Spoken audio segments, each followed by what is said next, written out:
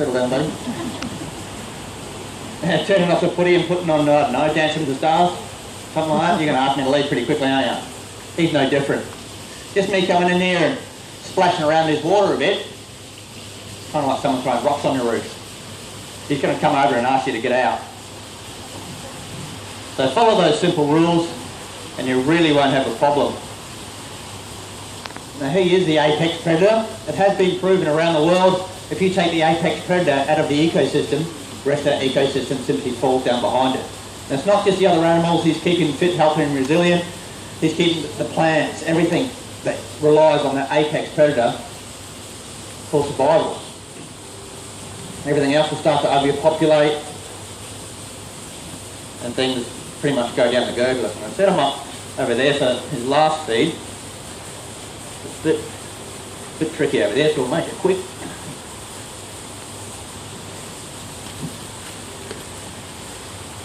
You notice he started to slow down as well. Crocodiles are designed for an initial burst of energy. So he's starting to run out of juice now. Good boy. Little gentle one. No, that's enough. I've got no more.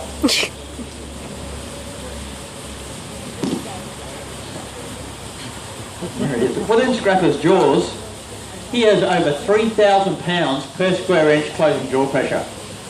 More jaw pressure than any other animal on the planet.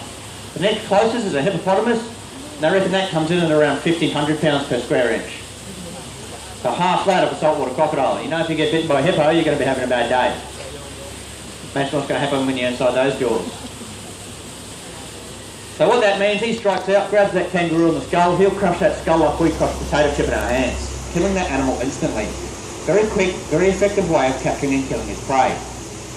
At Scrapper size, he's now starting to look at medium to large sized mammals as a potential food source. We fit straight into that category. We're a medium sized mammal.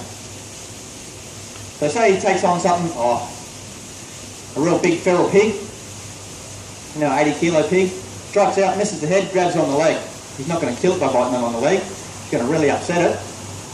That pig's then going to drive its hooves into the ground and put up some resistance. In the water, he's basically weightless. So that's when he does that death roll, where he spins around, flips the animal off his feet, and goes about disorientating it, takes it back into the water, takes it to the bottom of the river and drowns it. He can hold his breath for over 3 hours.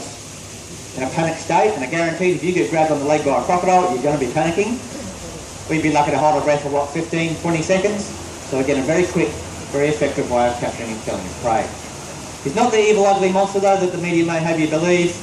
Like I said, he's just doing what he's been doing for millions and millions of years. If you are camping up in northern Australia, camp a good couple of 100 metres back from the edge of the river. Crocodiles are quite active at night, have been known on occasion to go for a bit of a walk, knock on the front of your tent door, and ask if you'd like to join them for dinner, if you know what I mean. So please go up to northern Australia, I highly recommend it. Don't let me put you off.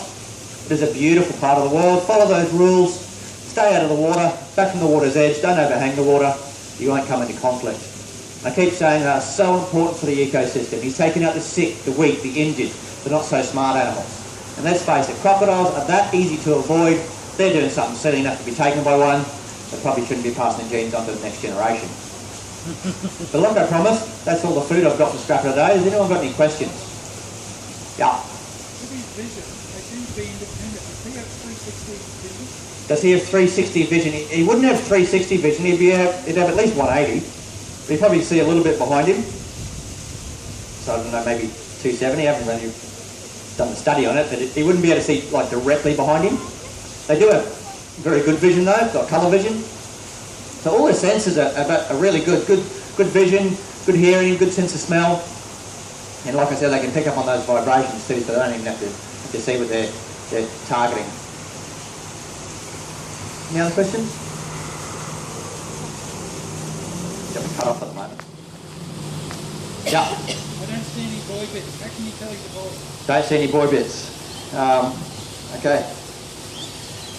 Okay, so once they get to Scrapper's size, you kind of know they're a boy, because females very rarely get over about 10 foot. Once they get under that, or so catch one that's smaller than that, well, there's no real You can't lift up his tail like you can a dog or something and go, oh, yeah, there's a boy. Everything's tucked up in what we call a cloaca, which is a little slit sort of in between his back legs, just on the base of his tail underneath there. And both the boys and girls have this. It's where the girls lay their eggs for and from, and the boys keep their head. You know what I mean?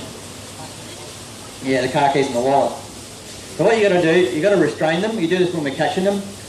You come along, and you've got to get your finger. This is Richie's favourite job. You got to get your finger. You stick your finger up into that cloaca, and you have a bit of a feel around. And if the pocket's empty, it's a girl, and if you feel those car keys and wallet, then it's a boy. If you want to know what the car keys and wallet kids is, you can ask mum and dad. That's all I'm going on that one. Any other questions? All right. All right, might leave it there. If you do have any more questions, feel free to come and have a chat just as we're getting out. We're in the too happy to talk about crocodiles. But our main aim here at Australia Zoo is education, educating you all on how to stay safe up in Northern Australia. Oh, you got a question? Where to? How long on average will they live? Around 60 to 80 years, about the same as human. In captivity, we can get them over 100. Alright, so like I said, we'll leave it there. We can keep you safe in turn, we can keep the crocodiles safe for a lot more generations to come, so I've done that for you this afternoon. Hope you have a great day here at Australia Zoo and have a safe trip home. Thanks for listening.